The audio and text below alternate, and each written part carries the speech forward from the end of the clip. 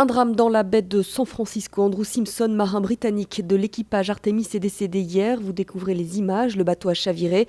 Artemis, Loïc Perron, qui n'était pas là, fait partie justement de l'équipage.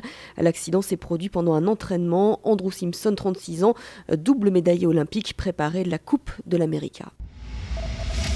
La 36e journée de Ligue 1 débute ce soir avec Lille-Reims à 20h30. Une 36e journée marquée surtout par l'enjeu du titre de champion qui tend toujours les bras au PSG. Quelles sont les conditions pour que Paris soit champion ce week-end ? Paris fêtera son 3e titre de champion de France sans même jouer ce samedi, si Marseille perd à domicile contre Toulouse. Car avec ses 7 points d'avance à 2 journées de la fin, le PSG ne pourrait plus être rejoint. Mais attention, au Vélodrome, l'OM reste sur un bilan de 5 victoires et 1 nul. Alors l'hypothèse d'une défaite est-elle crédible ?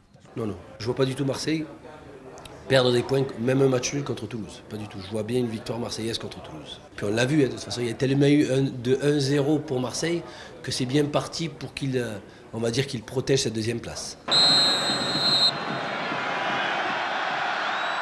Paris sera champion dimanche si Marseille fait match nul contre Toulouse et qu'il ne perd pas à Lyon. Enfin, si Marseille gagne contre Toulouse, le PSG devrait également s'imposer à Gerland pour être sacré. Mais en est-il capable actuellement ? Ah oui, je pense qu'ils sont capables de s'imposer partout. Maintenant, ils sont vraiment dans une période de tension extrême. On ne comprend pas vraiment tout pourquoi. Maintenant, je pense qu'ils ont un effectif et ils ont pas mal de remplaçants qui ont largement le niveau pour être champion et aller chercher une victoire à Lyon. Sauf que dans les faits, Paris n'a plus gagné à Gerland en championnat depuis 8 ans. Victoire impérative pour Toulouse ce soir, qui est dans l'obligation de ne pas rater la marche pour sauver sa saison. Disputer les barrages, ce n'est pas dans les habitudes du Stade toulousain. Les 19 dernières saisons, le club a toujours disputé les demi-finales. Alors une élimination face au Racing ce soir ferait désordre. Ce serait forcément un échec. Maintenant, on n'a pas de pression particulière par rapport à ça.